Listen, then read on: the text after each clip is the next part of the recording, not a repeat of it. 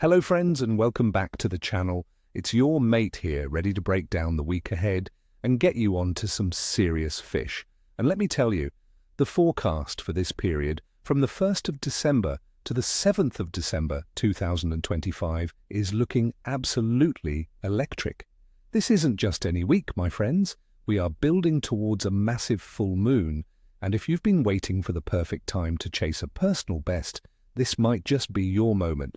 The weather is playing ball, the fish are getting hungry, and the cosmos is aligning for what could be an epic feeding window. So stick with me as I'm going to reveal why this week is so special and give you the exact tactics you need to make the most of it.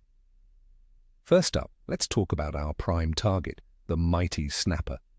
With the water temperatures climbing, those big reds are moving into the shallower grounds to feed aggressively. This week, forget the deep water prospecting. Your focus should be on coastal structures. I'm talking rocky headlands, kelp beds, and shallow reefs, especially in that 3 to 10 meter depth range. Why here? Because that's where the food is, and with the big tides around the full moon, these areas will be flushed with baitfish and crustaceans. For tackle, you can't go past a classic stray line rig. A lightly weighted or unweighted pilchard or whole squid drifted down a burly trail at dawn or dusk will be simply irresistible. My little trick for this week, use fluorocarbon leader at least 1.5 meters long. The water is clearing up and those big, wary old snapper are smart. On the lure side of things, a 7-inch soft bait in a natural baitfish color like a green or silver worked slowly along the bottom will also be a winner, especially during the brighter parts of the day. Next for you freshwater enthusiasts, it's all about trout. December is a magical time in our rivers. The fish are active, they've recovered from spawning, and they are looking up.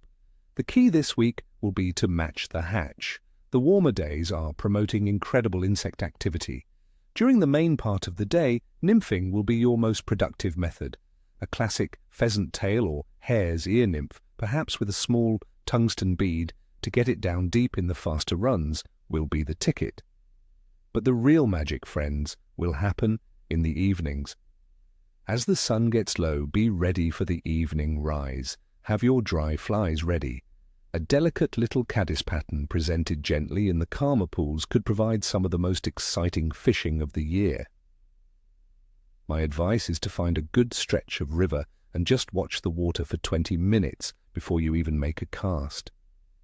See what the trout are eating and then present your fly. Patience will be rewarded with explosive surface takes. And for those of you with an adventurous spirit, let's talk about kingfish.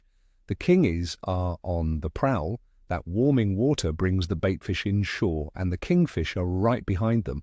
Look for them around any significant structure with current. Think channel markers, offshore reefs, and prominent headlands. With the big moon tides, the current will be running hard, which gets these predators fired up. The bite will be best during the first 2 hours of light and the last 2 hours before dark. This is prime time for topwater lures.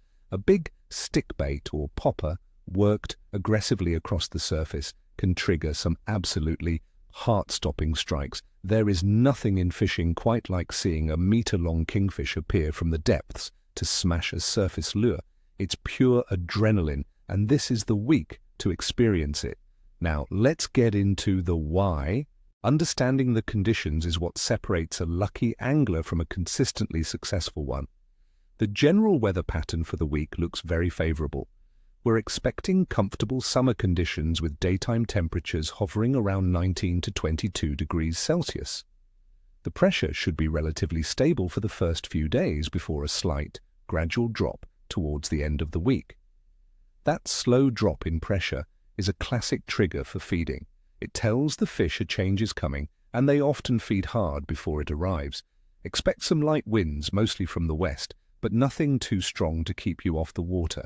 There is a small chance of a shower or two midweek, but these are often a blessing in disguise, as they can stir up the surface and make the fish less spooky. The water temperature is a huge factor right now. Across the region, sea temperatures are sitting around that magical 15-degree mark and are slowly climbing. This is the sweet spot that kicks the metabolism of our key species into high gear. They need to pack on condition, and that means they are actively hunting for a meal. This isn't the cold of winter or the oppressive heat of late summer. It's the perfect in-between where the fish are at their most comfortable and most aggressive. And now for the main event, the moon phase.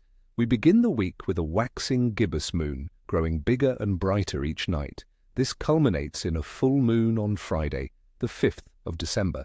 Now, there are many theories about the full moon, but in my experience, the days leading up to it and the 2 days following it are the absolute peak feeding times of the entire month. The increased gravitational pull gets the tides running and seems to stimulate the entire food chain. The bright nights can mean that some fish will feed heavily after dark, making the bite right at dawn and dusk even more concentrated and intense. Don't ignore the tide changes this week. They will be your dinner bell. Fish the hour either side of a high or low tide, especially when it coincides with sunrise or sunset. So let's put it all together in a day-by-day breakdown. Remember, this is my best analysis, a guide to help you plan your precious time on the water. On Monday, the 1st of December, I'm rating the bite as good. The waxing moon is building and the weather looks stable. The evening bite for both snapper and trout will be your best bet. Tuesday, the 2nd of December, the forecast remains good. Conditions will be very similar to Monday. It's a great day to get your gear sorted and perhaps scout some spots for later in the week. Wednesday, the 3rd of December, things ramp up. I'm calling this one excellent. The moon is getting much stronger and we might see that barometric pressure begin to dip ever so slightly. Fish will be on the chew, be on the water if you can. Thursday, the 4th of December, is another excellent day. This is the final day before the full moon, and in my experience, it can often be the most productive day of all. The fish know something big is happening. Expect an aggressive bite. Friday, the 5th of December, is the full moon. The potential is excellent, but it can be a tricky bite. This is the day for a trophy fish. The bite windows might be short and concentrated right on dawn and dusk, but when they happen, they will be intense. Be patient, be persistent. Saturday, the 6th of December, the day after the full moon, is a very good prospect. The fish should still be in a heightened feeding mood. With the weekend here, it's a perfect day to put these plans into action. And finally, Sunday, the 7th of December, will round out the week with another very good day.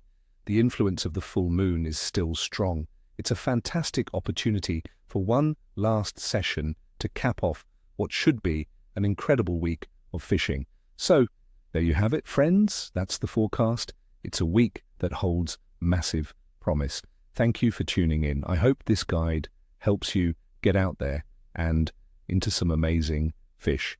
As always, tight lines, and I'll see you next time. And hey, let me know in the comments below what your plans are for this full moon week. Are you chasing snapper, trout, or something else? I love hearing your stories. Don't forget to hit that like button and subscribe if you haven't already. Now go get 'em.